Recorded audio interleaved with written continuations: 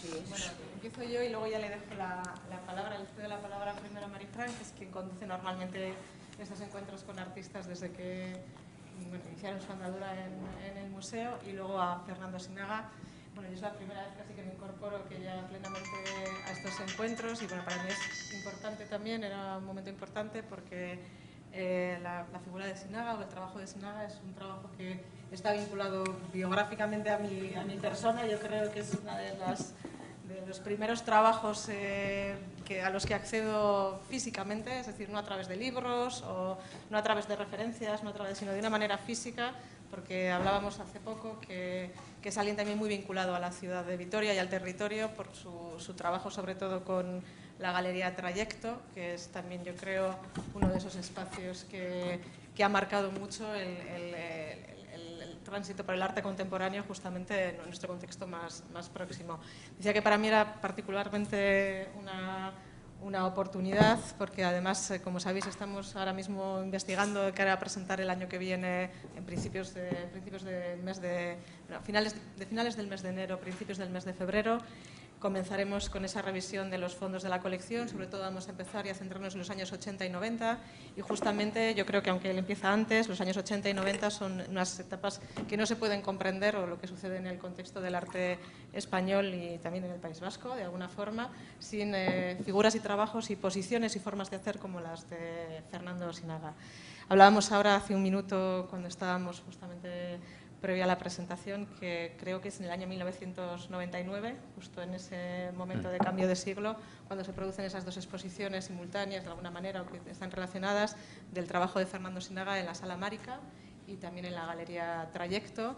Y bueno, creo que parte de las piezas que forman parte de la colección de Artium, creo que hay 4 piezas, si no me equivoco, 3 esculturas yo creo que son importantes y que son piezas claves. De alguna manera son la memoria de también esa historia. Hace 3 décadas estábamos hablando, han pasado ya casi 3 décadas, parece que se dice pronto, pero estamos ya lejos de aquel momento. Bueno, cedo la palabra a Marifran, no sin antes decir que para mí es un placer tener a Fernando Sinaga, también a Fernando Illana en la sala, y a José Arra, porque pensando en esa cosmogonía de aquel momento, bueno, creo que son nombres que están vinculados a ello. Muchas gracias, Bea. Arratsaldeon, eskerrik asko etortzeagatik. Y bueno, buenas tardes, gracias por venir una vez más a una nueva sesión del programa Encuentros con Artistas, que como ya sabéis es un programa que empieza aquí en el auditorio y luego acaba en las salas de exposición, porque iremos a visitar la obra, en este caso la obra de Fernando Sinaga, la estructura de la memoria, que está presentada en la exposición de la colección. Queda mucho pasado por delante, hoy. Entonces, este programa, como siempre solemos comentar, es un programa que tiene una periodicidad de una vez al mes. Una vez al mes invitamos a un artista de la colección que en el momento en el que viene a Artium tiene alguna obra expuesta en alguna de los proyectos expositivos que tenemos en el museo. Y entonces esto nos permite, es una manera de poder conocer de cerca al artista y también conocer sus procesos de trabajo, que es lo que nos va a explicar Fernando quizás. Entonces, bueno, yo quería justo hacer unas citas biográficas. Siempre digo que en Internet podéis consultar y mucho más, con mucho más con tiempo y mucha más información sobre la vida y sobre la obra de los artistas.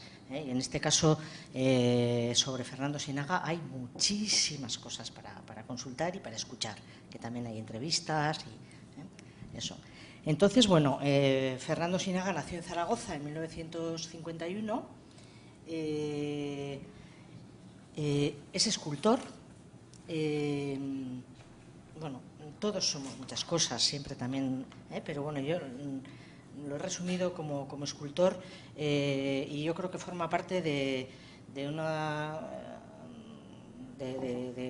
los artistas más importantes de la escultura en España.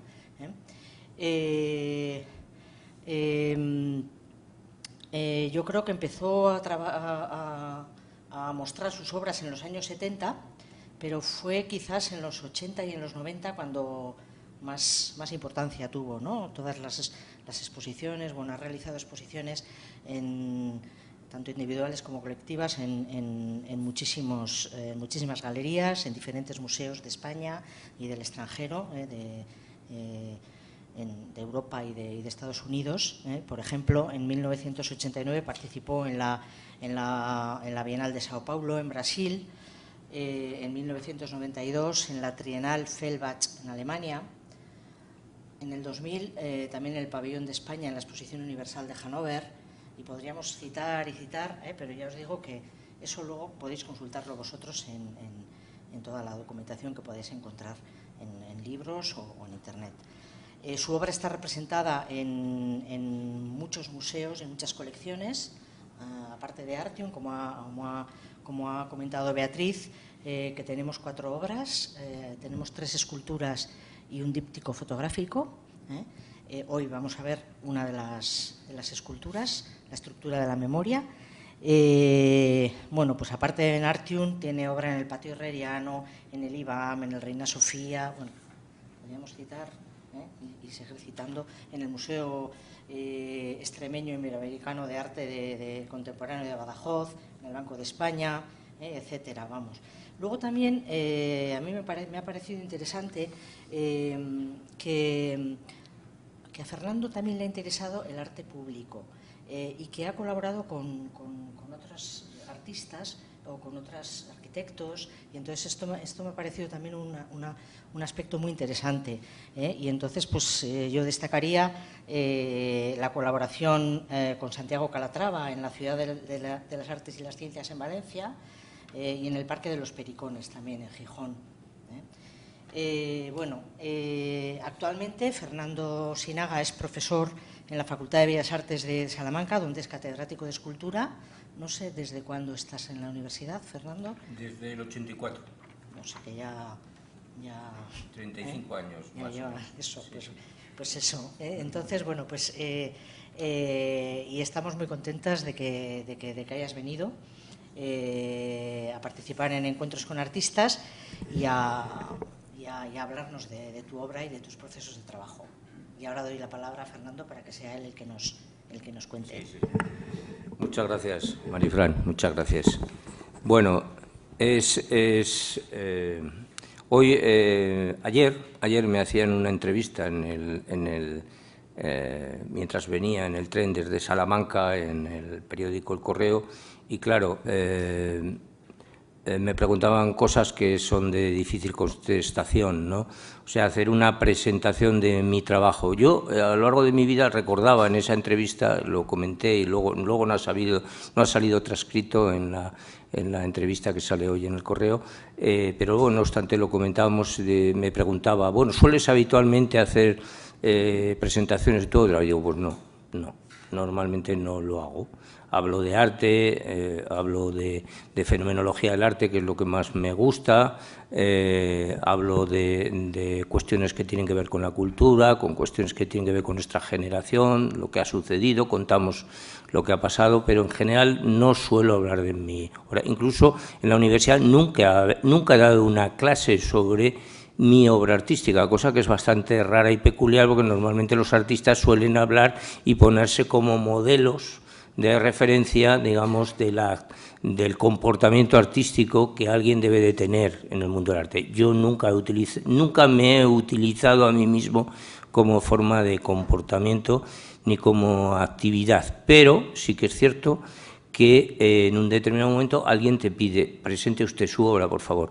Y esto me ha ocurrido, yo creo que 2 o 3 veces. La primera fue en la Fundación Thyssen, que me pidieron, junto con un seminario que se daba de artistas invitados, que estaba montada Rogelio López Cuenca y algunos más, me pidieron presentar mi obra. Esto me creó un problema. porque tienes que revisar los papeles, los archivos, las fotos, los tiempos, las obras, los momentos, los títulos. Claro, cuando esto no pasa nada, cuando llevas 10 años en el arte más o menos te acuerdas, cuando llevas 40 es casi imposible. Entonces eso ya me creó un conflicto, esa presentación en Thyssen, pero más o menos salí airoso. Luego me pidió el CENDEAC también hacer una segunda incursión y presentar también mi obra. El CENDEAC es un centro de estudios avanzados de historia del arte en Murcia. Bueno, pues lo hice, y hice ese esfuerzo e intenté decir, bueno, ¿y cómo se presenta un artista a sí mismo, ¿no? Y luego estas sesiones parecen un acto de propaganda, porque estás en el fondo defendiendo tu actividad. Luego parecen un poco publicidad, lo cual todo, le decía al entrevistador del Correo que a mí me parecía todo un poco pornográfico, un poco egocéntrico y un poco... luego al final hablar de uno mismo pues es un poco aburrido a veces, ¿no? Pero no obstante ahí están esos compromisos que uno debe de tomar con las instituciones públicas, presentar tu trabajo. Y en el caso de CENDEAC lo hice y tomé una decisión que es algo que debía de crear un instrumento que fuera útil, que no fuera simplemente como ponerme frente al público a defenderme a mí mismo de lo que he hecho, ¿no? Y entonces decidí, digo, bueno, tengo que crear algo, una ordenación. Esto, cuando alguien te pide presentar tu trabajo, tienes que crear un orden.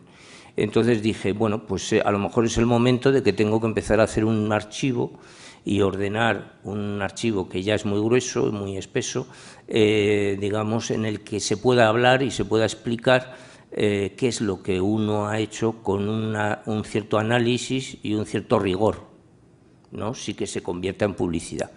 Y entonces hice un pequeño archivo que se ha ido engrosando y se ha ido haciendo más, siempre con un cierto carácter científico, ¿no? Intentar contar lo que ha pasado, no hacer una pancarta, una propaganda de tu trabajo, bien, una publicidad. Entonces me planteé y me hice un plan e intenté ir a las fuentes siempre son fuentes bibliográficas, libros, publicaciones, las fotografías que quedan, que tenemos, que hemos archivado, o las fotografías que tienen instituciones, galerías, amigos, lo cual significa una recogida de datos como muy amplia, ¿no? Y bueno, y esto es una labor muy minuciosa y muy lenta y que hay que ir haciendo. Pero me lo propuse e intenté arrancar esto, y esto es lo que hoy propongo aquí. Es finalmente, como digamos, como dación al Artium y como dación a mi relación con Victoria, que es muy larga e importante, es dejar un pequeño archivo donde aparece, digamos, las exposiciones desde donde yo me considero que hice un trabajo ya como autor desde el año 76. Por eso lo he cifrado entre el 76 y 2017, que son 40 años, ¿no?, de exposiciones y proyectos públicos. Bien, luego, lógicamente, debía de introducir algunas cuestiones que tienen que ver con mi comportamiento, con qué actitud he tomado o tomé en un determinado momento en mi vida, de cuál debía de ser ese hacer artístico, esa actividad, y a qué debía atender. Tenía dos posibilidades, ¿no? Hacer una presentación reductiva, simplificada, lo cual es casi como corres el riesgo de que hagas algo insuficiente. En 40 años de actividad, claro, si haces algo reductivo, finalmente lo que presentes es insuficiente. Haces algo simplificado, pues mal, ¿no? Mal o no sé, en todo caso insuficiente. O tomar la otra vía, la vía exhaustiva y la vía desbordante, que eso va más con mi carácter, ¿no? Va más con, digamos, y mi carácter es un poco excesivo, por lo tanto dije, bueno, pues esto hay que atender un poco al carácter, de una forma de ser, de la forma de ser. Y luego realmente es que tampoco estamos hablando de 20 años, ni de 10, ni de 15, estamos hablando de 40 años. Eso ya en sí es excesivo.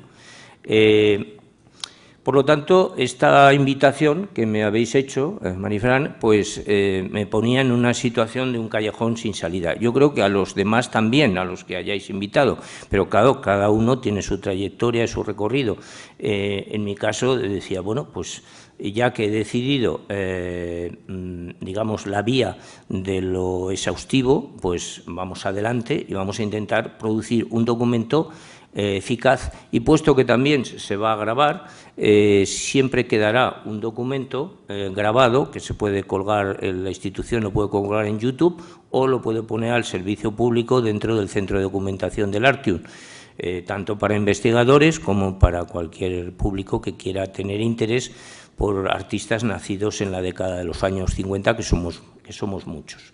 Porque las cuestiones que salgan aquí no van a ser solamente particulares, que tienen que ver con toda una época, con toda una generación, con todas unas posibilidades, con todas unas relaciones, digamos, que teníamos, hemos tenido y hemos mantenido durante más de 4 décadas, ¿no? Por lo tanto, yo lo que trataré en esta presentación es de crear unas herramientas que sean útiles para todos vosotros, que estén a disposición pública y que permitan la comprensión o el estudio de mi trabajo si interesa, claro está. Para empezar, había elegido una máxima de Nietzsche, pero hoy he comido con mi querido amigo Fernando Illana y hemos revisado, digamos, hemos revisado la época, la actividad y luego de lo que nos gusta hablar, que es sobre todo de fenomenología del arte, del comportamiento del arte y del comportamiento del artista, que es lo que nos gusta, y del arte como una práctica social ingobernable, que es una terminología que usa habitualmente Fernando Illana y que yo comparto. El arte es una práctica social ingobernable, lo que yo también llamo en algún texto que he escrito, en algún momento que he dicho, como una práctica desatada, ¿no? Esto que suena como a una locura y a una irracionalidad, los artistas seguramente lo entienden, también lo entienden los que están metidos mucho en la práctica de la cultura y del arte, pero podemos decir que se puede hacer con una práctica que por un lado es social, porque estamos aquí en un encuentro que es social, estamos cambiando impresiones o estamos exponiendo ideas y estamos intercambiando ideas y experiencias. ¿Qué puede hacer la institución pública con una práctica social que es ingobernable? Con una práctica social que es desatada, con una práctica social que no obedece.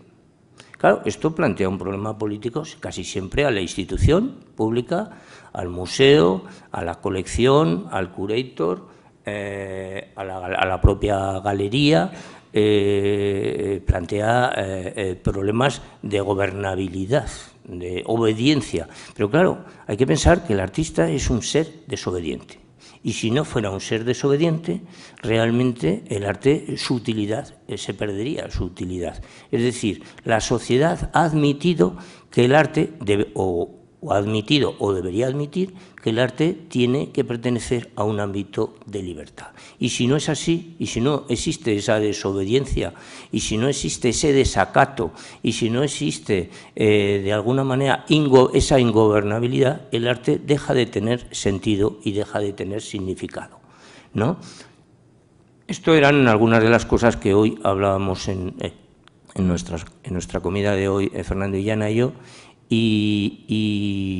o antes en un momento que nos vimos antes también de la comida, que hablamos extensamente, y yo curiosamente en la presentación había preparado para empezar una cita de Nietzsche, que es coincidente absolutamente con esta idea de ingobernabilidad. Nietzsche decía, una de sus máximas de juventud, porque esta máxima o esta sentencia de Nietzsche fue muy inicial, en uno de sus primeros libros de carácter autobiográfico, decía en latín decía mi ipsi scripsi. Con esto quería decir, me he escrito a mí mismo. Y esto que suena como un lema egocéntrico no lo es así. es el lema o la sentencia o la máxima de alguien que está intentando el gobierno de sí mismo, gobernarse a sí mismo, que es uno de los principios fundamentales para luego gobernar a los demás, como comentábamos, y también para tener conciencia de cuál es el tipo de lenguaje que empleas. Es decir, para leerse uno a sí mismo, lo primero que tiene que hacer es escribir. Y si eres capaz de desarrollar una escritura, sea una escritura caligráfica o sea una escritura plástica, como la que empleamos los autores que trabajamos con la escultura, con el arte en general, para poder leerla primero tenemos que escribirla. Y esto era en definitiva lo que muchos filósofos que han pensado sobre este mi ipsi scripsi de Nietzsche han pensado que Nietzsche quería transmitir. Es decir, esto es clave, esto es fundamental, porque realmente incluso cuando vemos y analizamos, y hoy es el caso de ver cómo la escritura que hemos hecho a lo largo de 40 años y los espacios y los trabajos que hemos defendido en diferentes lugares, cuando los miramos en una acción retroactiva en base también a ese interés que tenéis porque yo piense que pensaba en la época que hice la estructura de la memoria, en definitiva lo que vamos a hacer hoy es esa estructura de la memoria. Lo que estoy tratando de presentar es esa estructura de la memoria, cómo hoy en el siglo XXI un artista con un largo recorrido puede estructurar la memoria, puede estructurar los acontecimientos, lo que ha sucedido. Hoy afortunadamente tenemos muchos medios digitales que nos permiten recuperar esa memoria a los artistas plásticos, ¿no? Por tanto, esta sería como esta sesión una especie de metáfora de la propia pieza en la que uno se acerca a esa estructura invisible que es la memoria, lo que ha pasado, lo que ha sucedido pero que ha desaparecido, lo fantasmal, porque todo esto que vamos a ver es ya fantasmal, ha pasado, ya no existe, solamente existe en las imágenes que hemos recogido. Por lo tanto, yo hacía unas pequeñas anotaciones e intentaré ir rápido, si no, no llegaremos. Quería intentar que esta sesión fuera como la creación de un manual, yo le llamaría manual de instrucciones y guía de uso. Manual de instrucciones y guía de uso que está tomado, por supuesto, de Marcel Duchamp, ¿no? Marcel Duchamp realizó durante 2 décadas en su estudio de Nueva York su obra final Étant donnés, ¿no? Étant donnés la fue realizando desde el año 46 al año 66 y era una obra secreta, nadie conocía Étant donnés, o por lo menos solamente quizás un círculo muy restringido.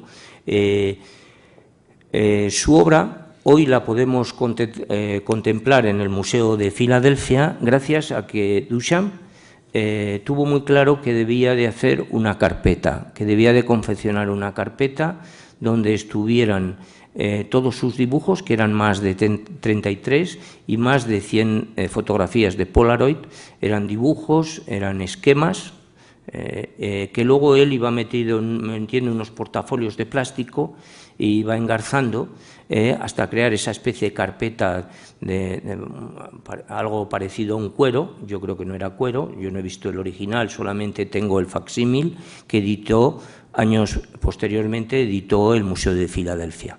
Un facsímil magnífico, estupendo, pero lógicamente una imitación.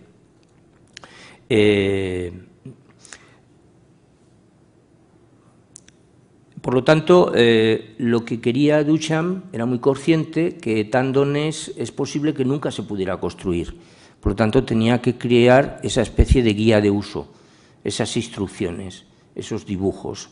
Alguien debe de poner los ladrillos así, alguien debe de poner los matorrales así, el muñeco debe de verse de esta forma, esta es la perspectiva, este es el agujero en la puerta, estos son los ladrillos que hay que traer de España para poder construir esta puerta. En fin, todas las instrucciones para que el Museo de Filadelfia, en un posible futuro, que él no sabía, ni sabía siquiera que podía parar en el Museo de Filadelfia, pudiera existir.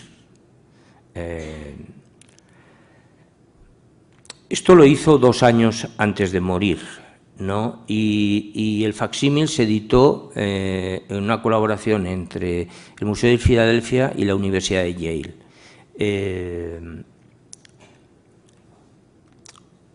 A mí en esta presentación me pasaba un poco parecido, en el sentido de que decía, bueno, ¿cómo construimos una estructura de la memoria? ¿Cómo hablamos del pasado? Y cómo le damos una cohesión, una coherencia y algo que sirva, que sea útil para mí, también para mi propio trabajo, cuando yo vuelva a pensar sobre lo sucedido y me permita reflexionar en lo que estoy haciendo y en lo que voy a hacer. Por lo tanto, esta es la propuesta para esta sesión, mostrar un archivo y un documento que es consecuencia de, como podéis entender, de una investigación muy concienzuda, documentada sobre mi trabajo, un seguimiento de todo lo sucedido y de lo que, sobre todo, ya cuando lo ves, sabemos que es irreversible. Lo hecho está. Y esto es muy importante para la historiografía. Lo hecho está. Eso ya es incambiable, salvo que yo decida mañana presentarlo de otra forma. Pero eso sucede mientras estás vivo. Cuando, evidentemente, el artista desaparece, lo hecho está. Esto es algo que no sé si queda tan claro en la historiografía. Vale. Luego hablamos más adelante de esta cuestión. No obstante, esta investigación es una investigación todavía incompleta, ¿no? Recoge esta trayectoria de 40 años, son aproximadamente 60 exposiciones individuales que se han hecho, más de 200 y pico, 250 exposiciones colectivas, un archivo de más de 300 obras, más de 1.500 fichas técnicas y aproximadamente más de 2.500 fotografías de archivo que hay que revisar para hacer una cosa tan reducida como esta, a pesar de que, como digo, es exhaustiva la presentación. Bien. También esta presentación, acorde a la pieza que vamos a ver, la estructura de la memoria, esta presentación es una forma de recordar, es una forma de pensar, porque recordar también es pensar, ¿no? Y mirar. Al final, esta es una especie de intento de crear una especie de cronograma de lo que es inabarcable, y un artista lo sabe cuando se mete en estas aventuras. Sabe que no hay fondo, que no llegas, porque en ese recorrido son muchas y muchas cosas las que se pierden, muchos datos, muchas fechas, cifras, hechos, piezas que han desaparecido también, que no sabemos ni siquiera dónde estás, y nos quedan, sin embargo, unas fotos, con suerte algún archivo digital, y a veces ni siquiera un archivo digital, tenemos una diapositiva de 35 milímetros. Bien, el enfoque, por lo tanto, que voy a seguir no es una revisión de obras concretas, sino más bien un intento de examinar algo que ha preocupado a la historiografía del siglo XX, ya de forma muy avanzada. Diría que esto ha empezado a interesar en la historiografía del siglo XX a partir de los años 90, diría yo. Puedo equivocarme, pero creo que no. Es decir, es hablar de los modos de exponer, hablar de los modos de exposición, algo que es fundamental para toda la historia del arte del siglo XX.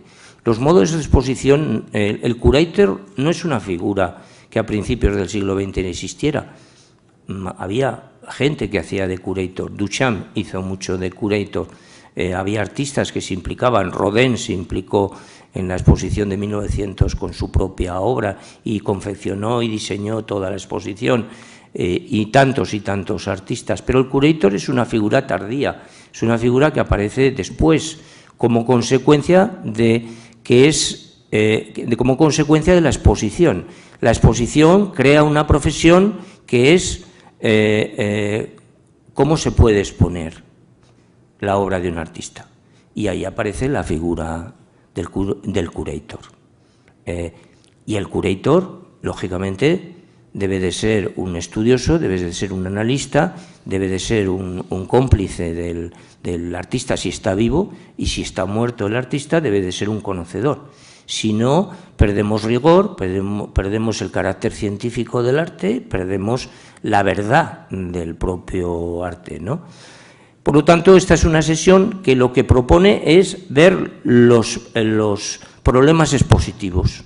No tanto la obra de Sinaga, sino los problemas que Sinaga ha tenido con sus exposiciones, cómo yo me he enfrentado con los lugares, con los espacios, con los momentos, con las precariedades, con las condiciones materiales y con las circunstancias, ¿no?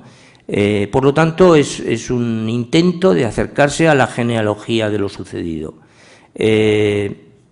Para un artista esto es, no sé los demás cómo se apañarán.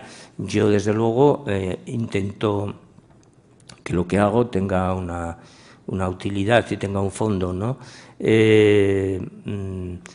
Porque además la mayoría sabe que casi todas mis exposiciones siempre han sido específicas. Yo nunca he repetido exposiciones, yo nunca he hecho una exposición y he hecho una tournée, en casos muy raros. Casos a veces cuando me han obligado las instituciones a hacer exposiciones en varios sitios, pero esto no proviene de mí, viene de la demanda de la propia estado de la cultura, ¿no? Porque a veces hay que financiar las exposiciones entre varias instituciones, pero normalmente yo he hecho siempre proyectos específicos, concretos para galeristas o instituciones concretas que nunca he repetido igual. He cambiado, he hecho otra cosa y la he titulado de otra manera. Es decir, yo siempre he trabajado ad hoc al sitio, a menú, al lugar, al pedido, al encargo y al problema, y sobre todo intentando ser muy consciente del momento, porque lo artístico, el tiempo, es el factor determinante para crear una obra, ¿no? También he de decir que justamente esa experiencia del tiempo y esos lugares son los que en el fondo a mí me han ido devolviendo las fórmulas y los resultados, y luego esas fórmulas y resultados que yo he aplicado en determinados lugares con determinadas limitaciones las he aplicado seguramente posteriormente de otra manera. Bueno, esto también es lícito, también es válido y también es lo que nos hace crecer. Esta propuesta, por lo tanto, que estoy haciendo es motivo de discusión para la comprensión del trabajo, del trabajo como una especie de instalación que uno siempre está haciendo en base al lugar, ¿no?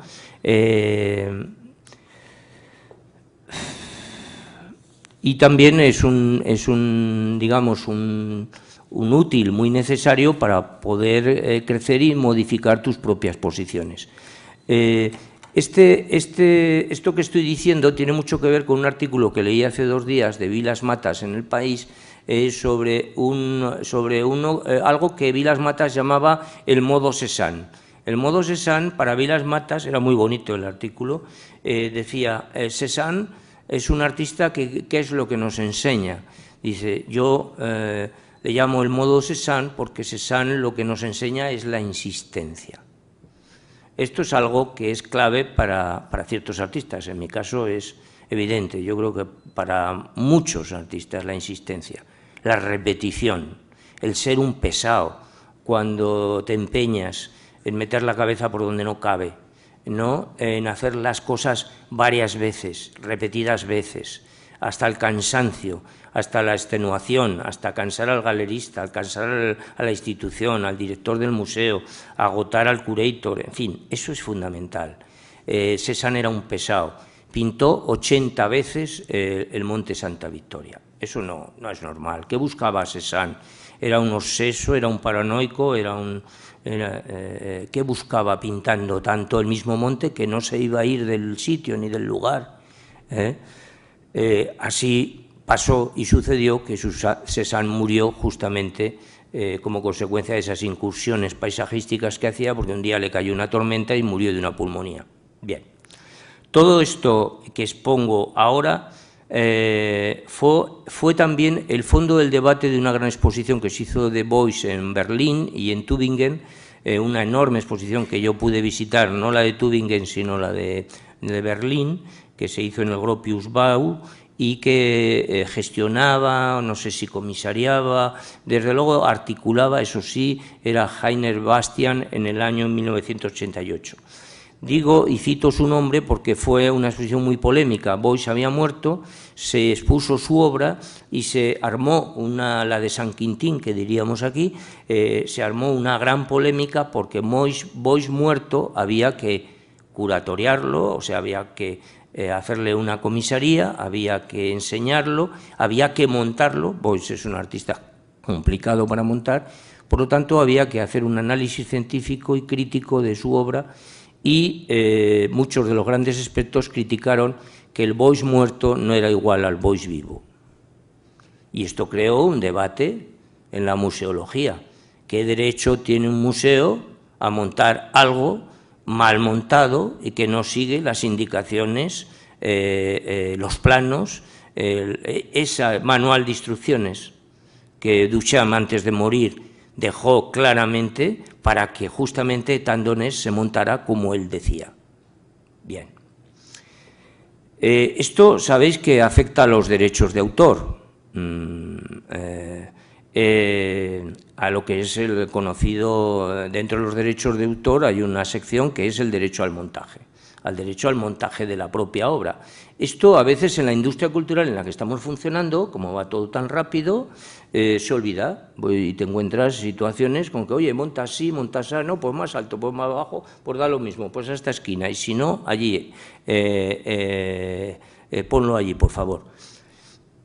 Y, por lo tanto, es un tema bastante importante, bastante polémico, que afecta a las curadorías, afecta a los curators, y que a veces produce situaciones verdaderamente incómodas. Yo he conocido varias situaciones incómodas de este tipo, ¿no? Esta propuesta que os hago, voy a intentar terminar rápido, por lo tanto afecta a esas 4 décadas y a toda una obra que ha desaparecido, y busca de alguna manera esa guía de uso, ese manual de instrucciones. Vamos a ver qué hicimos y qué está bien y qué debe de quedar ahí, qué debe estar colocado y no descolocado, y qué ha variado, porque también veremos obras que en un determinado momento las monté en Vitoria de una manera y luego las monté a lo mejor en Valladolid o en Madrid de otra forma, pero claro, las decisiones las tomo yo. Y eso es legítimo. Igual que Beuys nunca montaba igual sus piezas, incluso muchas de sus piezas se convirtieron en fragmentos, se convirtieron en otras piezas. Bien, con esto ya termino. Este es el enfoque de esta presentación.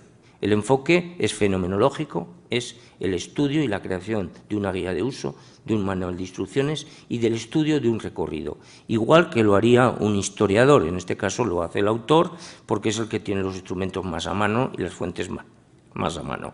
Para terminar, quiero decir algo sobre la práctica artística que tiene mucho que ver con mi trabajo. Yo he traído aquí una serie de libros que voy a dejar en el centro de documentación, que son libros que yo he producido, la mayor parte de ellos. Y cuando digo los he producido es porque los he producido con las empresas que me los han encargado, y he estado bastante comprometido con las ediciones, y que los dejo aquí en el archivo, ¿no? Y es una pequeña referencia al trabajo editorial, al trabajo bibliográfico de estos libros, ¿no? Como una praxis artística discursiva y la importancia del discurso, ¿no? El entender la praxis artística discursiva como una extensión de la práctica artística, ¿no?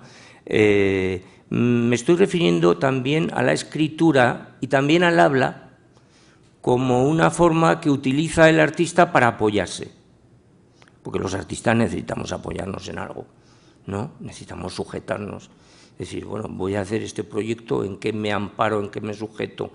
¿Cómo lo llamo? ¿Cómo llamo al proyecto? ¿Qué palabras uso? ¿Cuál es la formulación? ¿Qué filosofía hay detrás de lo que digo, ¿no? Y ahí es donde aparece eso que yo llamo, llamaba hace muy poco en una presentación que hice recientemente, el hablar, el pensar, el conversar y el escribir. Siempre, claro, dentro del ámbito del arte. que esta sesión y que esta presentación no es una presentación de mi obra, sino que es una práctica más del arte, es una extensión del arte, es una manera de vivir el arte y es una manera de trabajar con el arte, ¿no? Y que es tan útil como el arte lo es para mí viéndolo, ¿no?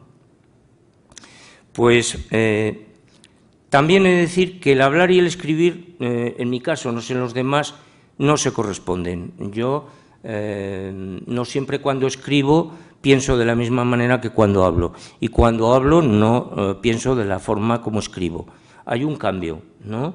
Hay un salto, No es lo mismo pensar y vocalizar que pensar y hacer una grafia, hacer un grafismo sobre un papel que es una imagen.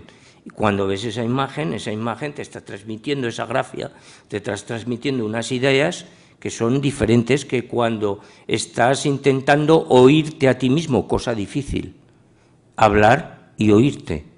Esto es complicadísimo, ¿no? Normalmente hablamos pero no nos oímos, pero todo este discurso entre el habla y la escritura, en definitiva lo interesante es que nos lleva al pensar, y eso sí que es una apoyatura para el arte. Según Foucault, y con esto estoy terminando, el propósito del pensamiento es lo impensado. Un asunto común a todo lo artístico. Todos los que hacemos arte buscamos lo que no sabemos, lo que ignoramos, lo que no hemos pensado. Eso sí, siempre hay un artista excepcional, magnífico, muy conceptual, que sabe muy bien antes de hacer todo lo que va a hacer. Bueno, yo les admiro muchísimo. Yo no, lo siento. Es justamente las prácticas del arte la que nos hace ver desde lo perceptible lo imperceptible. Es justamente ese pensar el que podemos visibilizar porque estamos metidos en lo impensable. Nos hemos metido en un jaleo que es hacer un proyecto que no sabemos hacia dónde vamos, porque justamente el arte, una de las cosas magníficas del arte es que uno no sabe hacia dónde va. No obstante, el arte siempre busca esta extensión en el habla y busca esta extensión en la escritura, y por eso digo que todos estos instrumentos deben ser instrumentos de comprensión, instrumentos de entendimiento, siendo las palabras que oímos, pronunciamos o escribimos, en el fondo son puertas que utilizamos para buscar las imágenes y entender las imágenes. Considero, por tanto, que lo artístico y lo científico son parte de una teoría que es una teoría divergente del conocimiento. Una teoría divergente que se va en dos direcciones, que se extiende a través de muchas formas de desciframiento del pensar. Esta presentación, de alguna manera, ya con esto termino, intenta, por tanto, mostrar cómo mi actividad artística es una praxis inseparable de la textualidad producida, un pensar lo que no puede pensarse. Por ello, el límite solo podrá trazarse en el lenguaje, y lo que está al otro lado del límite será simplemente un sinsentido. Esto no son mis palabras, esto es una cita. Esta es una cita que yo tomo de Wittgenstein, de su tratado lógico-filosófico, y que creo que de alguna manera recoge y expresa de forma bastante precisa mi propio trabajo.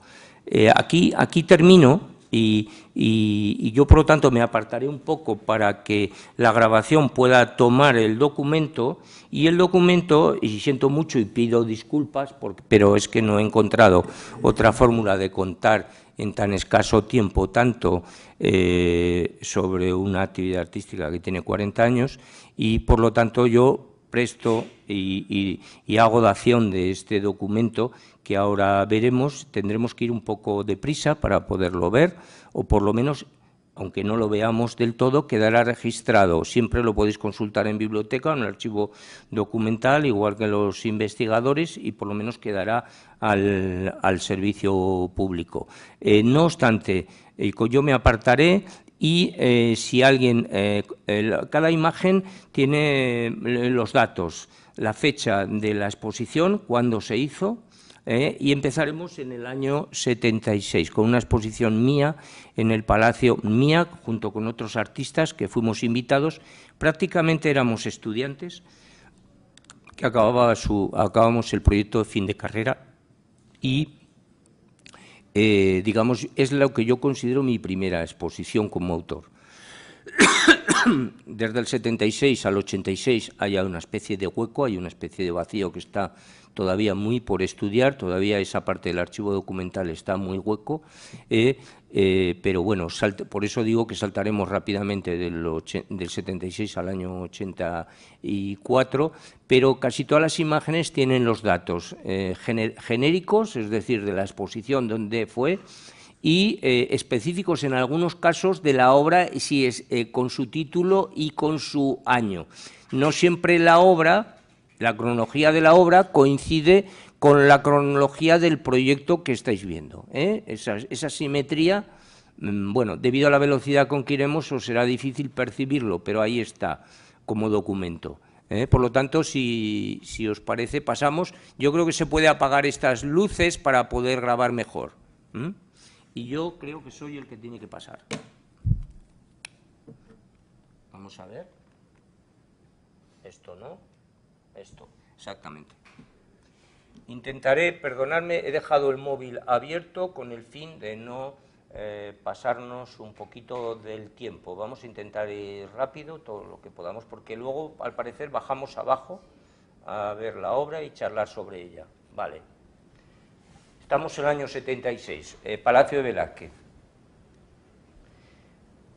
Bueno, esto eran los principios del Matadero. El Matadero nunca, en esa época, en el año 85, se utilizaban algunas de sus naves para exposiciones, como esta exposición que se llamaba Punto, que creo recordar, perdonad si algunos datos que doy no son del todo exactos, creo recordar que era una exposición que comisariaba Miguel Fernández Cid. Lo interesante de esta imagen es que muestra, pensar muy bien, que están elegidas para mostrar cómo en esa época se montaba mi obra y cómo se disponía en el espacio y cómo se relacionaban unas con otras. Algunas esta, por ejemplo, tiene una restauración digital, se ha limpiado para simplemente ver la espacialidad, por lo tanto no es del todo objetiva. Alguna de esta obra la mostró Fernando Illana en una exposición que se hizo aquí en La Cucha, no recuerdo el año, era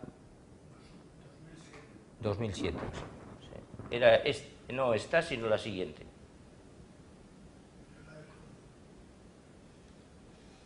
Esta obra, la que seleccionaste y la que trajiste aquí a Vitoria.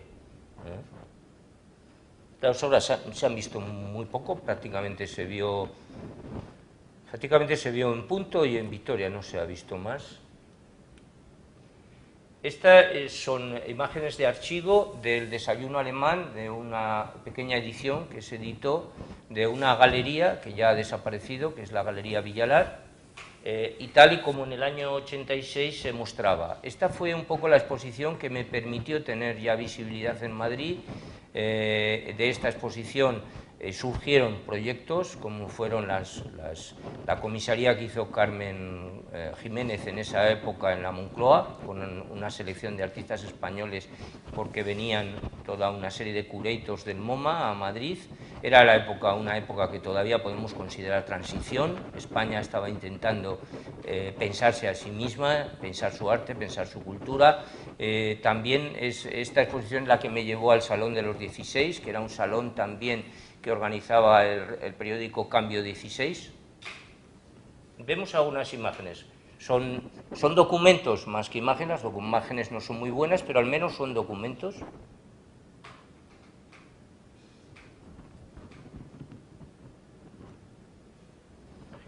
Como consecuencia de esta exposición de la Galería Villalar se hizo un proyecto específico ya para el Salón de los 16. Vemos esta imagen de los estados preconscientes. esta pieza que está en la colección de la Junta de Castilla y León en una biblioteca pública en la ciudad de Zamora. Y luego, en ese momento, también era un momento, digamos, era el momento de la movida, era el momento también de las revistas como La Luna en Madrid. Teníamos amigos arquitectos que nos invitaron a hacer proyectos. Entre ellos era esta discoteca que hicimos, Discoteca Adra en Mallorca, en la que cada uno nos repartimos distintos espacios. Creo que en ese proyecto, pues no sé, estaba invitado Maldonado, Barceló, y había, en fin, había Guillermo Pérez Villalta, había una serie de artistas. Cada uno hicimos un proyecto diferente. Guillermo Pérez Villalta hizo una torre, yo hice simplemente la intervención en lo que era la piscina, hice una fuente. Era esta fuente que era una torre de la cual bajaba una conducción de agua desde el tejado que atravesaba esa especie de clepsidra, esa especie de burbuja de vidrio y que soltaba agua a toda velocidad a la piscina. Aquí estábamos montando, era la época en que nosotros nos lo montábamos todo. Y luego aparecieron, como no, creo que el primer arco fue el año 84, ¿no? Yo ya entonces trabajaba con pequeñas galerías, como la Galería Villalar, que era una galería emergente, que era una galería fuera de circuito, que estaba en Diego de León, con Begoña Sabio, que era la directora, con la que tuvimos una magnífica relación, y por lo tanto trabajamos en un ámbito bastante marginal. Pero ya eso, Arco dio un gran impulso a esas galerías marginales y les permitió tener una visibilidad. Y yo me presenté en el año 86 en Madrid con este stand y me fue muy bien porque hice unas grandes conexiones, digamos, sobre todo con el circuito alemán. Estuve a punto de ser seleccionado en la Documenta con la famosa Documenta de Schneckenburger. Esto no es que me lo diga así por fardar o por presumir, sino porque era así. Porque visitó nuestra stand, hablamos con él, hablamos también con la Galería M, que era una galería de Bochum, con la cual yo trabajé, en los siguientes años pude trabajar con la Galería M y eso me permitió también unas conexiones con Alemania que me ayudaron bastante a crecer en mi trabajo. Bueno, aquí está también, estamos viendo la pieza que tiene Artium. Yo creo que el año 87 es el año que yo creo que Artium adquiere también, ¿no? Fernando, ¿no es el 87? 89. ¿Ves? Lo que tiene de bueno el contrastar, digamos, la visión de toda una época en la que perdemos también la memoria, como la misma pieza. Esta es una pieza que se ve aquí en la cabeza, ¿no? Se ve en la cabecera aquí cómo termina, que nunca se ha mostrado más que en ese momento, era una pieza que se llamaba El carro de dos direcciones, nunca se ha vuelto a ver. Y esta era ya estamos en el año 88. En el año 88 Miguel Marcos era un galerista de Zaragoza. Yo soy de Zaragoza, nació en Zaragoza en el 51, ¿no? Y Miguel Marcos, ya habíamos hecho una exposición en Zaragoza importante con piezas del desayuno alemán y Miguel Marcos decidió hacer la aventura madrileña e inaugurar una galería en Madrid, en la calle Villalar, es una calle en el barrio Salamanca, un sitio estupendo, el local también era estupendo. La galería la verdad es que no duró mucho, duró 3-4 años, yo creo, no más.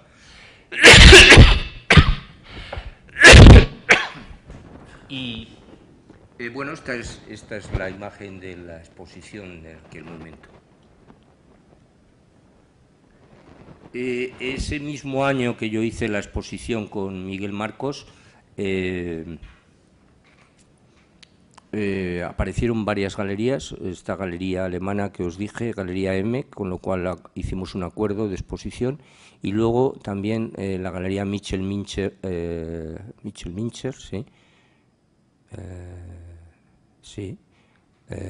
Y Wilcox, también de San Francisco. Hicimos primero un proyecto con Wilcox y luego con Mincher como resultado, de alguna manera, de la exposición de Miguel Marcos.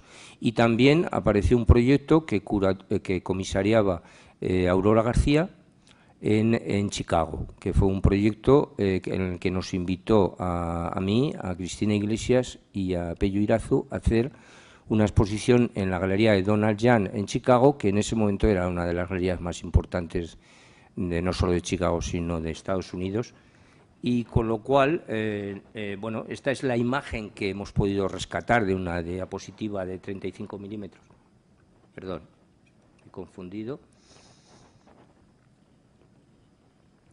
Esta es una imagen de la exposición, estas dos piezas, esta Tomar Decisiones del 88 y esa otra es la de la pared, es un separatio conutio, una serie de barras que yo hacía en aquella época de piezas de materiales conectados. Luego, poco después, porque estamos hablando del 88, en el 89 hice esta exposición en Alemania, en la Galería M. Esta es una pieza que nunca se ha mostrado en España, se mostró en esta exposición y no se volvió nunca a enseñar, ¿no? Esta es una visión de la Galería M, es una galería muy grande. Bueno, en realidad la Galería M forma parte de un proyecto que es como diríamos, es una especie de emulación. Esto no le gustaría oírlo al director, que todavía vive, Alexander von Westphal. Era una especie de emulación de la Diar Foundation, ¿no? Entonces, Galería M lo que había creado en realidad era dentro de un parque magnífico en Bochum, era todo un proyecto artístico y cultural que se llama Situación Kunst, ¿no? Y dentro del Situación Kunst está la Galería M, ¿no? Que es un espacio muy amplio donde yo expuse.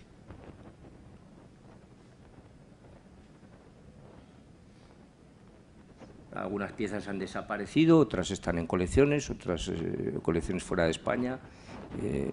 Casi de todas estas tres yo creo que solamente tengo esta pieza. Vamos a ver si sé utilizar el puntero. Sí, ¿ves? Me refería a esta pieza. Vale. Esta es una visión de la galería, es una galería dura con un suelo de cemento, de baldosas de cemento, también de un aire muy duro, pero muy bien acorde también al tipo de obra que yo hacía en aquel momento. Esta es una pieza que, aunque se ve solamente de canto, es una pieza que luego adquirió el Iván, es una pieza que compró Vicente Todolí.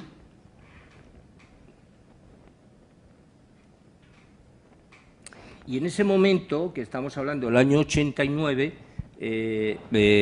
a Miguel Fernández Cid le nombraron comisario de la Bienal de Sao Paulo. Miguel Fernández Cid, eran otros tiempos, otras maneras, otras prácticas, decidió que los artistas que íbamos a ir a la Bienal de Sao Paulo era yo, mi trabajo y el de Manuel Sáez. Entonces nos dividimos, digamos, el espacio de España no es como la Bienal de Venecia, que es un gran espacio, es un pabellón propio. En la Bienal de Sao Paulo tienes que luchar por el espacio, es como una especie de gran feria en un edificio de Niemeyer, ¿no? En donde uno tiene que luchar por los panelados, los muros, las divisiones, tienes que hacerte como sitio, ¿no? Y mostré dos obras de las que solamente quedan estas dos imágenes. Prácticamente no hay documentos de esta Bienal. Queda esta pieza, que es una pieza que desapareció, yo creo que se quedó en San Francisco, y esta otra que sí, es una pieza que la tengo yo. Luego, inmediatamente, en aquel momento en España las cosas iban como deprisa y se producían muchos proyectos, ¿no? Teresa Blanch produjo este proyecto que era en Francia, ¿no? En el año 90, a mí me habían dado este espacio que era una iglesia sin utilizar, que se llamaba Reloj de Sol. Y entonces yo hice un proyecto específico sobre esta idea de una iglesia como un reloj de sol, como un espacio de luz, como un espacio en el que se medía el espacio y el tiempo a través de la luz, ¿no?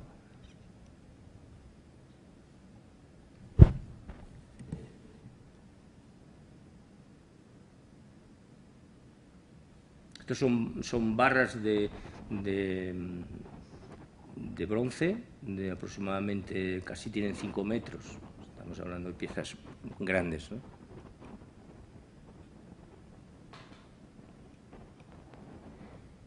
Y en el año 90 yo ya había terminado mi trabajo con la Galería Villalar y empecé a trabajar con la Galería Oliva Araúna de Madrid, que estaba la primera galería, estaba en la calle Claudio Coello, en el barrio Salamanca. Bueno, era un espacio pequeño, lo cual era bastante cómodo. Trabajar en espacios pequeños tiene también sus ventajas, ¿no? Porque dominas mejor el proyecto y no tienes que meterte en cuestiones de muchísima envergadura. Entonces yo hice una instalación porque venía de Sao Paulo, de la Bienal de Sao Paulo, y a mí el Sao Paulo que yo conocí me había dejado como muy impresionado, ¿no? La pobreza, sobre todo, de Sao Paulo, ¿no? Las favelas, los barrios periféricos de la ciudad que yo había podido visitar, porque tuve muchas ventajas al llegar a la Bienal. Me pusieron a mi disposición una persona que me traía, me llevaba y me paseaba por la ciudad, y eso me permitió mirar.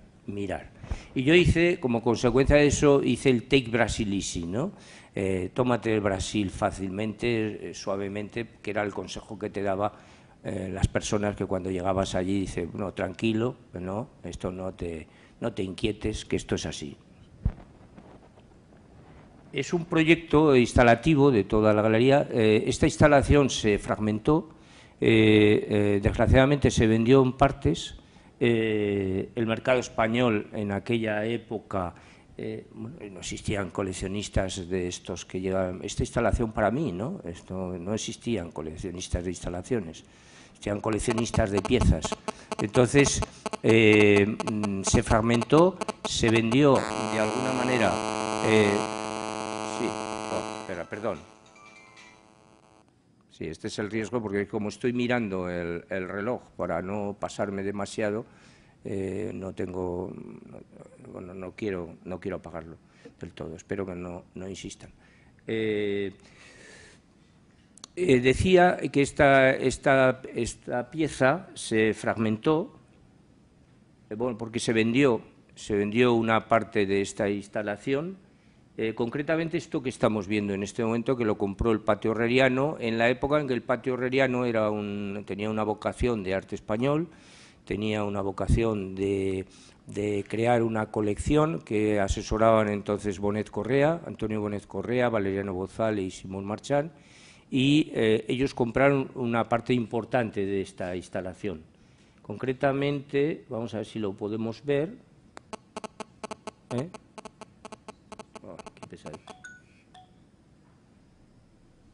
Concretamente, luego lo veremos, porque este proyecto se presentó luego en Berlín y luego lo veremos. En el año 90, o sea, estamos hablando más o menos de la misma época, también hice una exposición en la Galería Mincher Wilcox de San Francisco. Esta era la galería, con piezas que prácticamente no se han visto en España.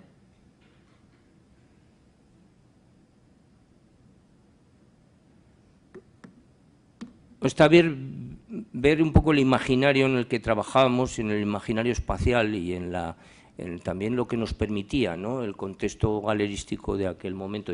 Para mí era bastante fácil trabajar en Estados Unidos porque había una comprensión sobre el fenómeno instalativo y sobre el fenómeno de obras de carácter reductivo, que en algunos casos en España se nos ha llamado, se nos ha denominado artistas minimalistas. Bueno, esto ya es un problema diferente.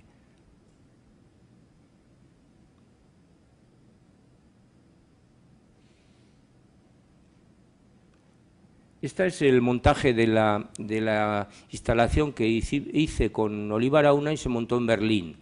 Esto era un acontecimiento, estoy intentando recordar, era un acontecimiento cultural en toda Europa, porque se había llegado a un acuerdo en que todas las Kunstvereins alemanas mostraran, ya sabéis que las Kunstvereins son centros públicos que tienen una actividad artística, y todas las Kunstvereins alemanas se habían llegado a un acuerdo de mostrar obra de diferentes artistas de diferentes países europeos.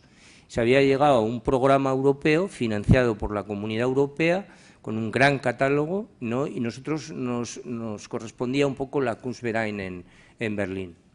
No sé si era la Kunstverein o la Kunsthalle. Y esta es una visión bastante completa, no completa, solamente parcial de la instalación. Y esta parte, esta es la imagen que recordaba, esta parte es la que finalmente de esta instalación, este espacio específico, compró el patio herreriano con ese comité que os he descrito antes, ¿no? Y que es, yo creo, un proyecto que yo creo que va a presentar ahora Javier Ontoria el mes que viene, me parece, en el patio herreriano, porque él lo que quiere es rememorar una exposición que se hizo de escultura, me parece, en el año 92, y esa exposición de escultura recogía por esta pieza.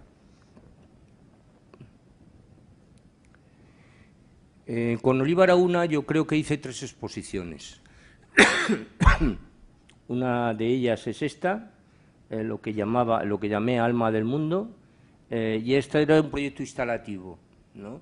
Que ocupaba simplemente 2 paredes. ¿Esto se va y viene o soy yo? Son piezas que se vieron en el año 91 y no han vuelto a verse. Bueno, sí, perdón, estoy equivocado. Esta pieza se volvió a ver en una exposición que yo hice en el Museo Pablo Serrano de Zaragoza, posteriormente en un proyecto que llamé Corduplex. Esta es una obra del 91 en una galería en Alemania, en Ludenscheid, que es una pequeña población, con una galería excelente que había creado una coleccionista de arte y que me invitó y yo le hice este proyecto específico solamente para esta galería, no volvió a montarse nunca más tal y como se ve aquí.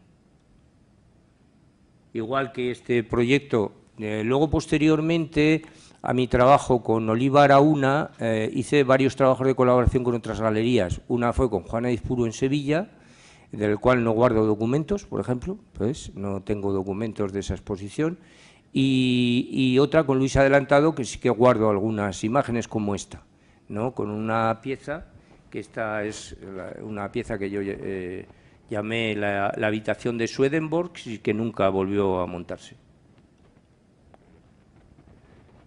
Luego, unos años más tarde, dejé de trabajar con Miguel Marcos en Madrid y dejé de trabajar con Miguel Marcos en Zaragoza y empecé a trabajar con un galerista aragonés que montó una espléndida galería en el centro de Zaragoza, que es Fernando Latorre. Y esta es una imagen testimonial de ese proyecto en ese momento. Luego esa galería se renovó, cerró este espacio, volvió a crear un espacio más pequeño, vinieron momentos económicos peores y luego llegó incluso a crear un tercer espacio. Yo me mantuve con Fernando Latorre trabajando bastantes años.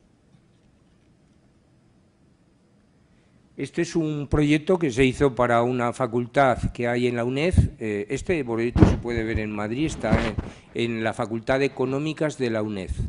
Muy cerca en la zona de Complutense, muy cerca de la Facultad de Bellas Artes. Es una zona que hay como una especie de campus también deportivo y también una gran biblioteca.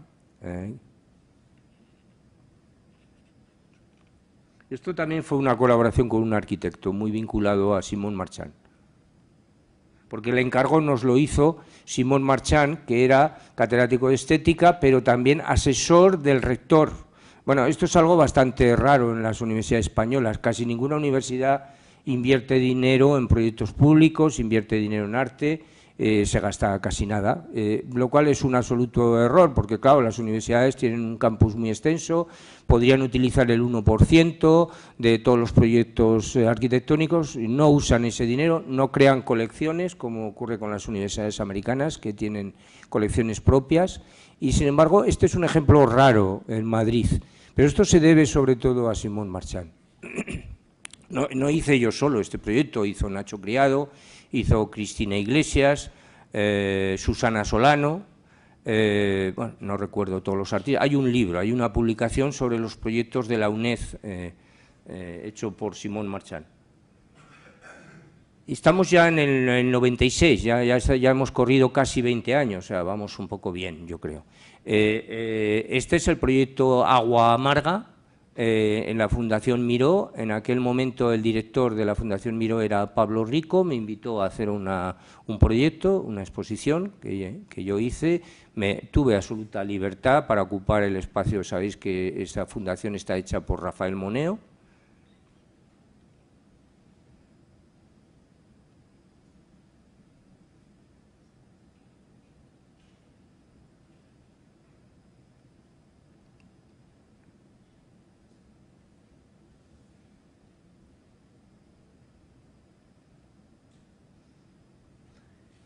Y ya en el año 97 yo había dejado ya de trabajar con Miguel Marcos en Madrid, había dejado de trabajar también con Oliva Araúna, y apareció un galerista en esa época, que es Salvador Díaz, que era y es, porque Salvador vive, es un arquitecto, y que montó una galería espléndida frente al Reina Sofía en un magnífico local. Quizás era el mejor local que existía en ese momento en todo Madrid, junto con un local que en esos momentos, quizás un poco antes, existía, que también era magnífico, que era el que montó la galería Weber Alexander Cobo, que era el espacio que hoy ocupa la galería Elga de Alvear, ¿no? El espacio de Weber Alexander Cobo era magnífico, este de Salvador Díaz era como de un nivel de galería americana, entonces no existían en Madrid locales de estas características, y yo hice un proyecto, decir, con absoluta libertad, con parte de financiación que apoyó el propio Salvador, y bueno, fue una exposición también importante en mi trabajo. Solve y coagula era el título de la exposición. Algunas de estas obras están en colecciones ya privadas. Esta, por ejemplo. Bueno, esta es una colección institucional del Gobierno de Aragón. Esta era la parte alta de la galería, tenía dos niveles. Y casi en el mismo año, creo recordar, 97, sí, casi en el mismo año, con unos meses de diferencia, hice la exposición con dos galeristas excelentes de Mallorca, que eran Karen y Gianni Jacobi, que acabaron siendo amigos, y con los que trabajé durante una serie de años, y hice el proyecto Azogue. Esta era una visión, una galería pequeña, prácticamente de una habitación. Tenía el interés que prácticamente era una galería vitrina que podía verse casi como una especie de escaparate.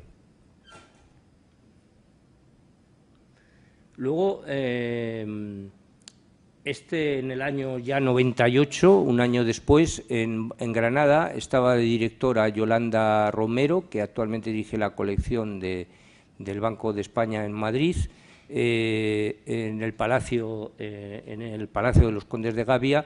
Me invitaron a hacer un proyecto completo dentro del Palacio, y esta es una visión del espacio que yo luego más adelante montaría en la Galería Trayecto, de la serie de obras de Polaroids, ¿no?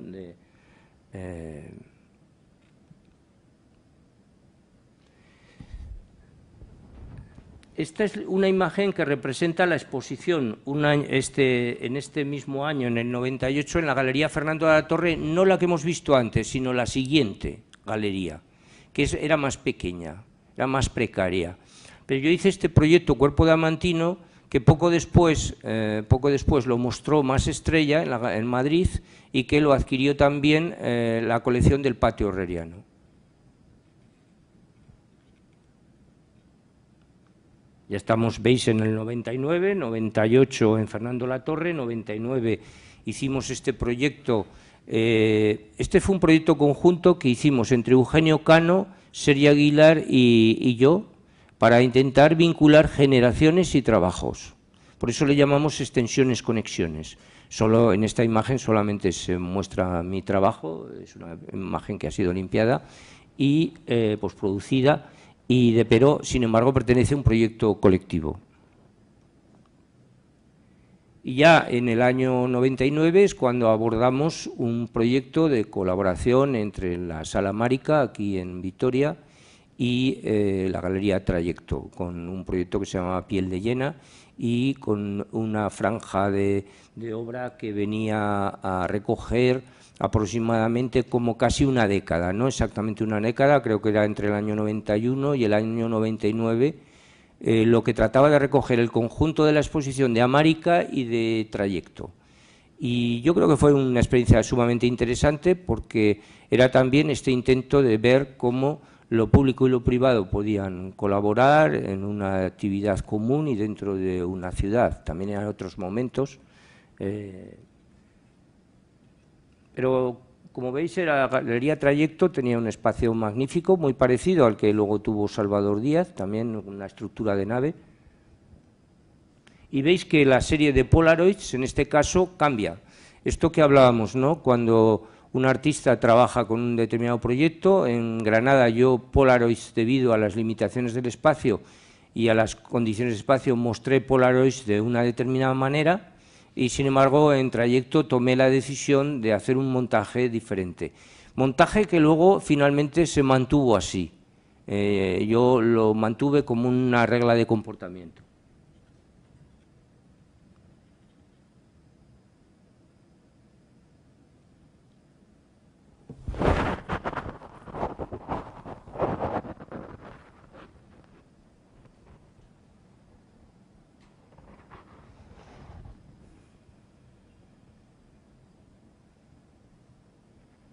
Esta es una pieza que se llama Revis, es del 99. La pieza del fondo es Dejarse el pellejo. Esta pieza Revis la adquirió el Artium, es una de esas tres piezas que Marifran citabas tú, es una de ellas. Me he olvidado que en la galería de Salvador Díaz aparecía otra de ellas, la de la luz. Sí, era esa que compró también el Artium, pero me he olvidado de citarla.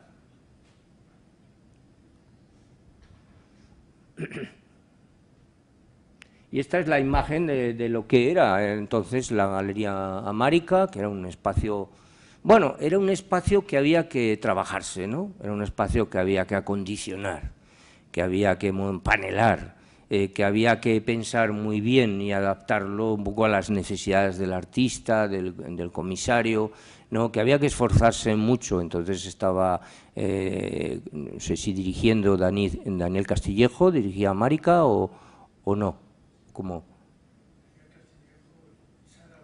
Y Sara también, ¿no? Sara y Dani, sí. Esta es una imagen en blanco y negro.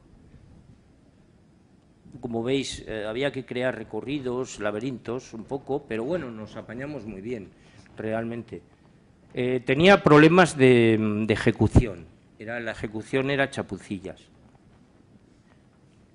Porque los muros, no sé si te acuerdas, Fernando, los muros, los panelados, las uniones, claro, no había las empresas que hay ahora, ¿no? Que en las uniones de los muros todo se hace muy perfecto, muy acabado. Entonces la verdad es que costaba mucho encintar, unir, se veían mucho las rayas, ¿no? Ahora al ver la imagen me acuerdo perfectamente, se veían mucho las rayas, los papeles de unión, un poco chapuzas, ¿no? Y luego en el año 99 me invita Tomás Ruiz en Xavea, hacían unos encuentros con instalaciones temporales. A mí me propuso Tomás Ruiz que hiciera una intervención, no una instalación, una intervención en la ciudad, y yo pensé que, bueno, Xavea y todo lo que es la costa de Valencia, Alicante y tal, tiene una problemática muy grave sobre el agua. Te encontrabas que llegabas ahí el verano y las comunidades tenían que suministrarse agua con depósitos que ponían los camiones en las calles. Entonces yo hice un proyecto que era una especie de crítica social al derroche que se hacía del agua y la mala utilización que hacemos del agua en general, ¿no? Que sigue siendo un problema, ¿no? Entonces yo creé un dispositivo que era una lemniscata con un sistema de manguera que era por ósmosis, de manera que cada 10-15 minutos esa manguera soltaba agua, desprendía agua y luego se paraba. se secaba la calle y cuando después de secarse la calle se volvía a humedecer. Bueno, un proyecto que en cierta manera hay mucha gente que después ha hecho cosas así, ¿no? Este es un trabajo, antes lo citabas tú, no exactamente de colaboración, tú has sido muy optimista, Marifran. Con Santiago Calatrava no sé quién podrá colaborar, desde luego nosotros, difícil. Es decir, todo lo contrario, Santiago Calatrava nos puso unas normas de ejecución y de trazado. No podíamos, y me acuerdo esto comentándolo en aquella época con Miguel Navarro, no podíamos pasar de aproximadamente 1,80 m, 1,85 m de altura. Las piezas no debían sobresalir sobre el edificio, en fin. Nos puso unas condiciones para que las piezas de escultura o de arte en general habitaran la ciudad de las ciencias, que sabéis que es una locura arquitectónica. Yo, como sabía que eso era una locura arquitectónica, hice este proyecto que se llamó el escalofrío retiniano, en el que era como un espejo que miraba a este proyecto megalómano de Calatrava.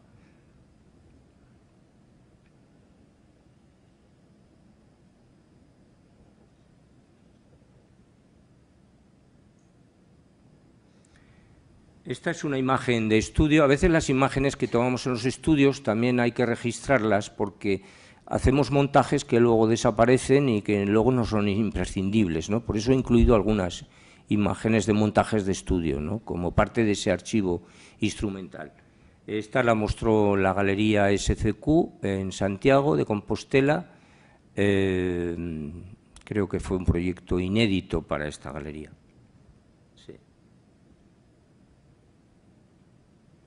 Es una pieza que prácticamente no se ha visto, se vio luego en una feria universal en Hannover, que veremos, creo, una imagen. Aunque no lo parezca, son materiales diferentes, ¿no? Este es un acero inoxidable, sigue siendo el acero inoxidable, esto es un latón, la misma pieza, repetida 4 veces en 4 materiales diferentes. Aquí se puede ver en una mala imagen, pero en un buen documento, el montaje que se hizo en la Feria Universal de Hannover, que comisariaron diferentes comisarios españoles. En este caso, el comisario de esta exposición era Fernando Castro. Y fuimos, en una sección del pabellón español, fuimos Nacho Criado y yo. En el año ya 2001 dejé de trabajar con Salvador Díaz y fue Más Estrella quien me ofreció una exposición. Tras la exposición, que fue enorme, de Salvador Díaz, era muy difícil abordar una exposición en Madrid. Realmente yo diría que sobrevivir a Madrid es realmente difícil. Pasar de las 3 exposiciones y hacer 3 exposiciones que tengan interés, que tengan un cierto éxito y que tengan un cierto desarrollo y evolución, complicado. Me enfrentaba con un espacio muy diferente, el de Más Estrella, y hice este proyecto. Estas son obras de esa época. Y este es un proyecto que hice con Fernando Illana, fue un proyecto conjunto, un proyecto dentro de un proyecto más amplio, cultural, vinculado a la Comunidad Europea, que tratamos de ocupar espacios históricos, y este se hizo en el Burgo de Osma, y yo presenté este proyecto Bálsamo en un espacio, como veis, inigualable, magnífico, un proyecto bastante insólito, ¿no?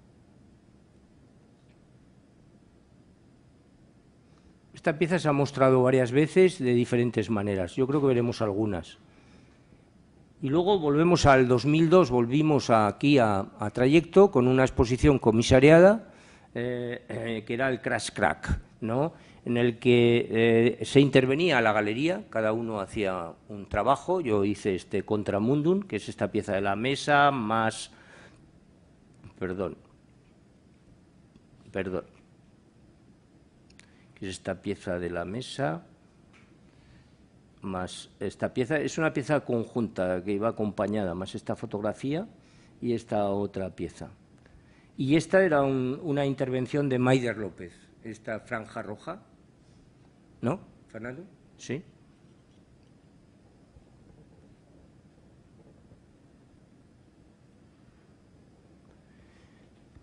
Luego aquí aparecen algunas, ya han empezado a aparecer algunos proyectos públicos, ¿no? Como la ciudad de la ciencia. Había hecho también un proyecto en Zaragoza que no podremos ver porque me falta documentación.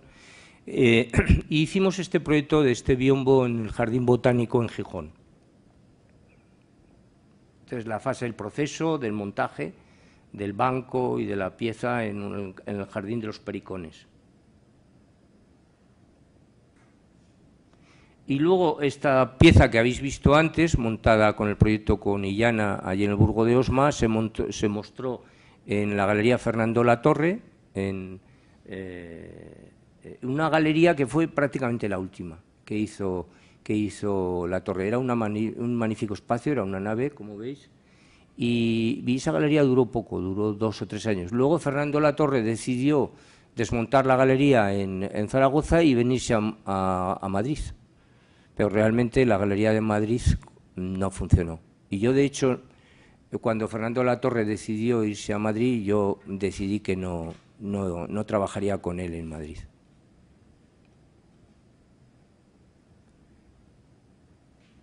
Este es este proyecto que también comisariado, que llamaste, Fernando, llamaste Contravoz, con esta pieza que prácticamente también solamente se ha montado allí, casi de forma única. Y aquí, esta pieza ya apareció antes en la Galería Fernando Latorre. Aquí es la referencia que os hacía a esa exposición que mostró Olga, no recuerdo su apellido, era una comisaria que es una profesora de historia de la Universidad Complutense, Olga, en fin, que es la referencia que ahora se hace en la exposición que va a montar Ontoria en el patio herreriano, porque esta pieza finalmente se la quedó el patio herreriano. En el 2005 se monta este proyecto en la galería de SCQ de Santiago de Compostela, de Adolfo, que era su director, y aparece ya alguna pieza que luego tendrá un desarrollo posterior en otros espacios, como el de la Galería Trayecto, que se verá luego. Esta era la primera galería de SCQ. Luego SCQ montó un espacio más grande. Esta pieza, por ejemplo, se había visto antes en la Galería Males Estrellas y aquí se mostró acorde al lugar y al espacio que tenía la Galería SCQ. Cambió su configuración. Es la primera vez que esta pieza se monta así. Sin embargo, las piezas y la serie de Polaroid se mantuvo tal y como se había montado en Trayecto, y aquí vemos esta pieza en el 2005 en el Museo Pablo Serrano. Estaban estas dos enfrentadas, estaba esta pieza junto a las piezas de Polaroid, las dos estaban enfrentadas en el mismo pasillo. En el 2005 hago un proyecto específico para la Fundación Fostel y muestro uno de mis vídeos. En un espacio también excepcional. Esta es una pieza del 2005 que se ha mostrado en varias exposiciones en museos. En el Museo, por ejemplo, Pablo Serrano se mostró, y en el Dados de Salamanca. Esto es el Dados de Salamanca, con la pieza que se mostró en Más Estrella, que cambió su configuración en función del lugar en el que disponíamos en el propio Dados. Esta fue una exposición comisariada por la exposición Zona, comisariada por Fernando Castro.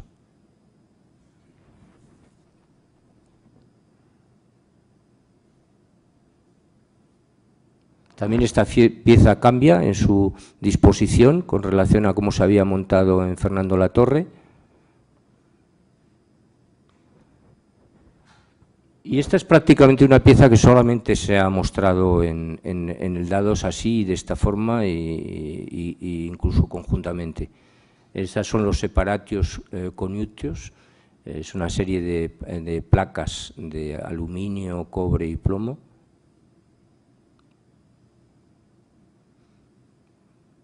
El Dados, que como sabéis es una antigua cárcel remodelada, es tal y como se mostró esta pieza. Estas piezas, porque eran varias. Igual que esta también se había mostrado en Salvador Díaz. Aquí la que habíamos visto antes instalada en el estudio, me permitió, esa instalación en el estudio es lo que me permitió luego montar la pieza tal y como se mostró en Dados. Esta pieza que se había visto en la Galería Trayecto en el año 99, ¿no? Luego posteriormente se muestra en el Domus Artium de Salamanca. Luego en Castilla y León se abre una nueva galería que se llama Cubo Azul, que me invita a trabajar con ella, Laura, y yo acepto esa invitación y hago este proyecto que nunca se volvió a mostrar. O esta otra, por ejemplo, este proyecto que es una invitación de Begoña Martín de Tel en la Galería Aural de Alicante, y hice este proyecto que tampoco se volvió a mostrar nunca. O este proyecto que solamente los puse una sola vez con la Galería Dora Calvo de Salamanca, no sé por qué, sí, perdón. Este proyecto.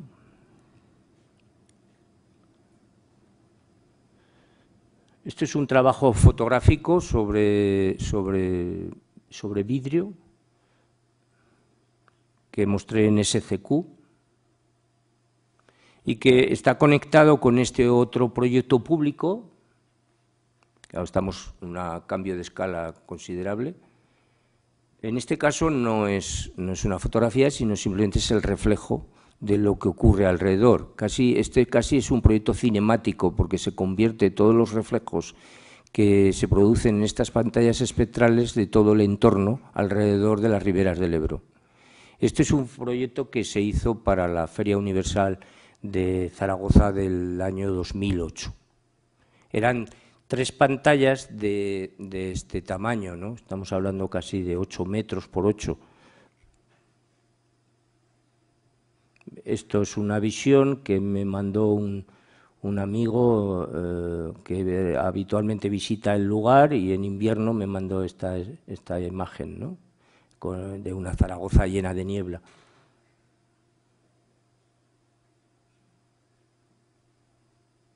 Ahí al fondo está el puente de Zaha Hadid y lo que era la Torre del Agua.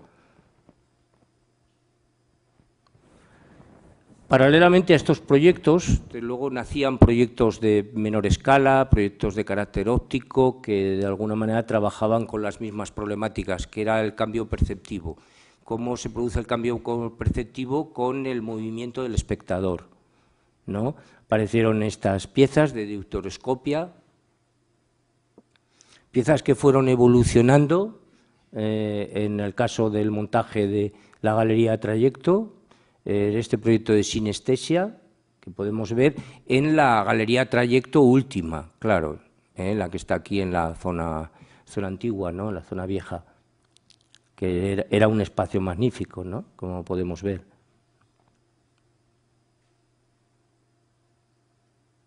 Este proyecto nunca se volvió a montar tal y como se ve aquí. Se ha montado parcialmente, pero nunca como se vio. Y ahí aparecía esta pieza, que la hice expresamente para la Galería Trayecto, que intentamos montarla en un arco que luego fracasó, y bueno, y luego decidimos recogerla aquí en este proyecto. Y luego se ha podido ver, pero años más tarde, en un proyecto que se hizo en Bélgica, en Bruselas, que la Galería cedió la obra para ese proyecto, que lo hizo el ACE, ¿no? La Acción Exterior Española. Y era un momento en el que la galería también estaba evolucionando hacia una concepción de espacio galerístico como espacio también de trabajo, casi como oficina, ¿no? Era un momento en que el modelo galerístico también como que se tambaleaba, como que había que cambiar los procedimientos, las maneras de hacer, que había que crear una extensión. La galería no podía ser solamente un lugar de exposición, sino también un lugar de trabajo. Bueno, tratamos de hacer algo alrededor, ¿no? De hecho, se montaba la mesa con esta mesa en torno a las publicaciones, en el que diera que pensar un poco todo, ¿no? Antes de la exposición mía de Ideas K, que tengo aquí el catálogo, que hizo Agustín Pérez Rubio como director del MUSAC, que me invitó a hacer la exposición en el MUSAC de León, yo hice este proyecto que ya anticipaba el proyecto Ideas K del MUSAC de León, pero que curiosamente el comisario, que era Gloria Moure, este proyecto no lo seleccionó para Ideas K. Sin embargo, es la única pieza que tengo que se llama Ideas K. Pero bueno, estas cosas pasan, ¿no? Y luego ha habido dos proyectos en el que he hecho proyectos de vaciamiento de galerías solamente con una pieza. Una se hizo con la Galería Trayecto, lo veremos más adelante, y otro con la Galería Aragonesa del Arte. Era convencer, en este caso había que convencer a Fernando, no hacía falta convencerlo porque estaba ya muy convencido él solo. Pero en este caso al galerista Mariano había que convencerle que tenía que romper con esta idea de galería y dejar la galería vacía para mostrar solo una obra.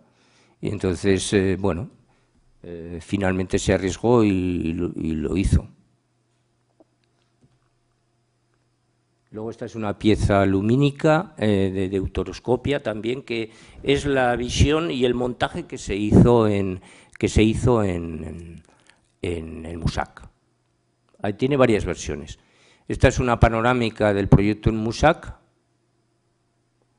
que eran unos 800 metros cuadrados. Esta es una versión diferente, es la misma que veíamos antes en el MUSAC, pero en este caso en un espacio que hay en el Palau Sollerí, que es una especie de sótano-cueva. En ese sótano-cueva también mostramos un vídeo.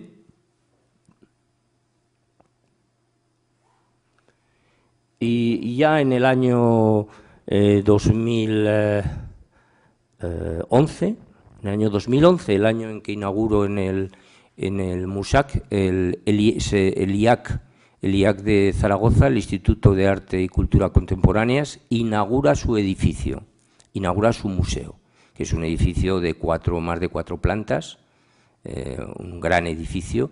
Y entonces el Gobierno de Aragón nos pide un proyecto a 6 o 7 artistas aragoneses y yo traigo esta pieza, que es esta pieza, a ver si es que no veo, esta pieza, que es propiedad del Gobierno de Aragón, y realizo esta pieza para ser montada junto a esta otra. Paralelamente, un año después, la Galería SCQ muestra este trabajo que es del año 96, pero que sin embargo es del año 96, se muestra en el año 2012. Y ya se ha descompuesto la tipografía. Ya en el año 2012 la Galería Dora Calvo de Salamanca me pide un proyecto y yo le hago este trabajo que llamo La vida extraña, donde muestro esta pieza, que es los campos magnéticos, y rescato de alguna manera piezas de los años 80 como esta y con estas de los años 90.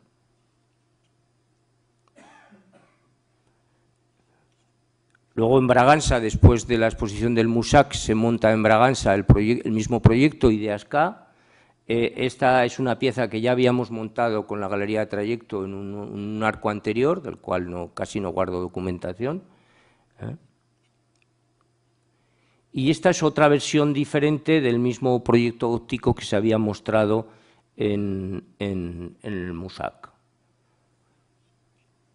Esta es una visión del proyecto Ideas-K en Braganza, y donde aparece una pieza, que es esta, que es una pieza de los años 80, que se rescata, se restaura, se vuelve a recuperar, y que se llama Alma de escaramujo. Es esta misma, ¿no? El espacio de Braganza es magnífico, es un edificio de Souto de Moura, ¿no?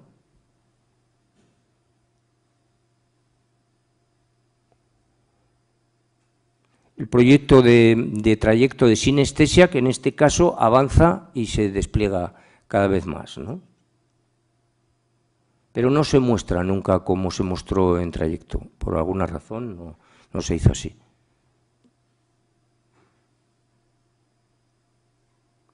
Y este mismo proyecto Ideas-K acaba en Alicante, en lo que es la asegurada, en lo que es la herencia de la Fundación Sempere, la colección de Sempere, en el que Ideas-K se muestra de otra manera, y hay piezas que acaban configurándose de la manera como se configuran en esta exposición. En esta exposición se monta mucho mejor esta pieza que se montó en el Musac. Igual que esta, que es una versión diferente, pero que me permite estructurar de alguna manera el espacio de otra forma, adaptándome a los problemas que me planteaba.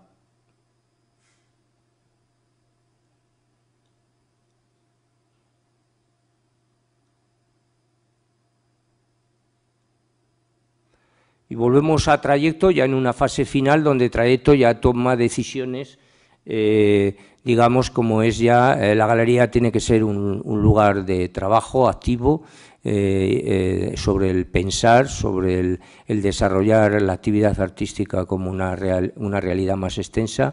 Es un intento de transformar también la galería, y ahí se presenta un programa que se llama Reposiciones, en las que somos invitados varios artistas. Esta es la invitación que hizo Fernando Illana a mi trabajo,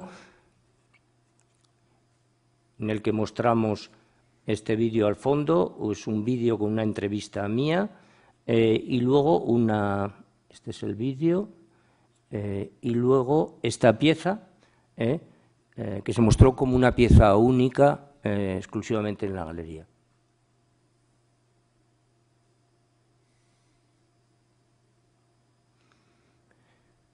Volvemos un poco al dado en lo que es la presentación de un proyecto, de una pieza que no había sido prácticamente vista, que es esta, es el Ocular Spectra, que es propiedad de la Fundación Coca-Cola.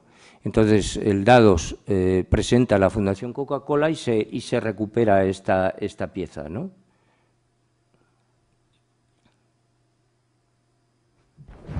Ya esta obra ya la habíamos visto, y sin embargo, años más tarde se muestra en Arco, en la Galería Dora Calvo, y decidimos montarla intentando resolver los problemas que plantea una feria, un espacio comercial, ¿no? Ya estamos terminando, ya son piezas últimas, son piezas del 2015. Este es un trabajo que se muestra en Arco con la Galería de Begoña, en la Galería Ural de Alicante. Esta es la imagen de Arco, creo, sí.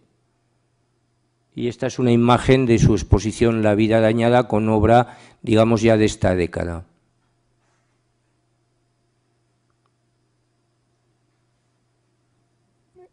Esta es de la misma exposición también, de la Galería Ural, y esta obra se ha podido ver este año en Arco, con el stand de la Galería Ural, y esta es una visión del montaje en la galería.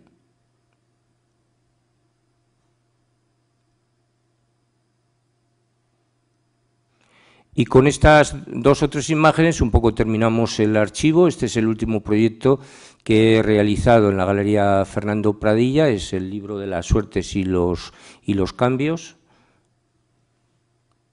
Esta es una visión parcial, lateral, de una de las paredes.